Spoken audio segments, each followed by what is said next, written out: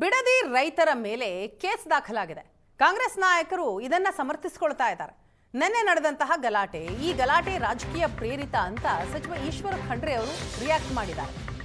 ನಿಜವಾದ ರೈತರ ಮೇಲೆ ಕೇಸ್ ಹಾಕೋ ಉದ್ದೇಶ ಸರ್ಕಾರಕ್ಕಿಲ್ಲ. ಶಾಂತಿಯುತವಾಗಿ ಪ್ರತಿಭಟನೆ ಮಾಡಿದ್ರೆ ಬೇಡ ಅಂತ ಹೇಳಲ್ಲ. ರಾಜಕೀಯ ಒತ್ತಡಕ್ಕೆ ಮಣಿದು ಈ ರೀತಿ ಮಾಡಿದ್ರೆ ಕ್ರಮ ಆಗುತ್ತೆ ಅಂತ ಬೆಂಗಳೂರಿನಲ್ಲಿ ಪರಮೇಶ್ವರ್ ಅವರು ರಿಯಾಕ್ಟ್ ಮಾಡಿದ್ದಾರೆ. ಭೂಮಿ ಯಾರು ಕೊಡ್ತಿದ್ದಾರೋ ಆ ಜಮೀನು ಸರ್ವೆ ಆಗ್ತಾ ಇದೆ. ಸ್ವಯಂ ಪ್ರೇರಿತವಾಗಿ ಭೂಮಿ ನೀಡಿದ ಜಮೀನು ಮಾತ್ರ ಸಮೀಕ್ಷೆ. ಸಿಎಂಗೂ ಇದಕ್ಕೂ ಯಾವುದೇ ಸಂಬಂಧ ಇಲ್ಲ ಅಂತ ಸಚಿವ ಜಾರಕಿಹೊಳಿ ಅವರು ರಿಯಾಕ್ಟ್ ಮಾಡಿದ್ದಾರೆ. ಬಿಡದಿಯಲ್ಲಿ ನಡೀತಾ ಇದೆ, ಅದು ರಾಜಕೀಯ ಪ್ರೇರಿತವಾದಂಥದ್ದು. ಇದು ತಮಗೆಲ್ಲ ಗೊತ್ತಿದೆ, ಇದರಿಂದ ಯಾರ ಕೈವಾಡ ಇದೆ ಅನ್ನುವಂಥದ್ದು. ಸರ್ಕಾರ ಅಭಿವೃದ್ಧಿ ಮಾಡಬೇಕು ಅನ್ನುವಂಥ ಒಂದು ವಿಚಾರದಲ್ಲಿ ಕೆಲವೊಂದು ಕ್ರಮಗಳನ್ನು ತೆಗೆದುಕೊಂಡಿದೆ.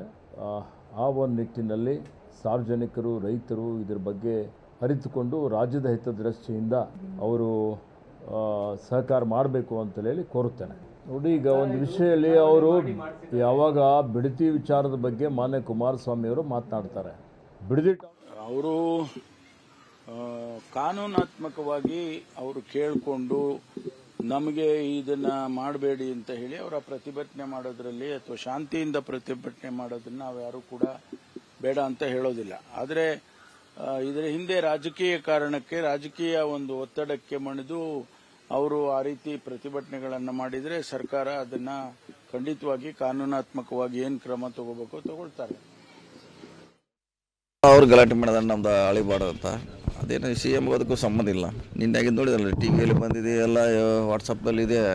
ಅವ್ರ ಅಧಿಕಾರಿಗಳಲ್ಲಿ ಬಂದಾಗ ನಮ್ದು ಅಳಿಬೇಡ ಅಂತ ಅವ್ರಿಗೆ ಗಲಾಟೆ ಅಷ್ಟೇ. ಅದು ಬಿಟ್ಟರೆ ಅಂಥದ್ದು ಆ ಸ್ಥಳೀಯ ಮಟ್ಟದಲ್ಲಿ ಪೊಲೀಸರಿದ್ದಾರೆ, ಜಿಲ್ಲಾಡಳಿತ ನೋಡ್ತಾರೆ ಅವ್ರು. ಇಲ್ಲ ಅವ್ರಾಗ ಈಗ ಅವ್ರು ಹೇಳ್ತಾರೆ ಮಿಕ್ಕಿದ್ರೆಲ್ಲ ನಮ್ಗೆ ಕೊಡ್ತಾ ಇದ್ದಾರೆ, ಅದನ್ನ ಅಳಿತಾ ಇದೀವಿ. ನಾವು ಯಾರು ಕೊಡ್ತಾಯಿಲ್ಲ ಅವ್ರದ್ದು ಅಳಿತಾ ಇಲ್ಲ ಅಂತ ಹೇಳಿದ್ದಾರೆ ಅವ್ರು ಅಷ್ಟೇ.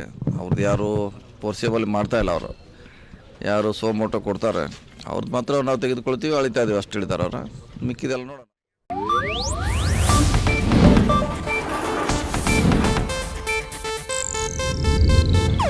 ಇದು ಏಷ್ಯಾನೆಟ್ ನ್ಯೂಸ್ ನೆಟ್ವರ್ಕ್ ಪ್ರಸ್ತುತಿ.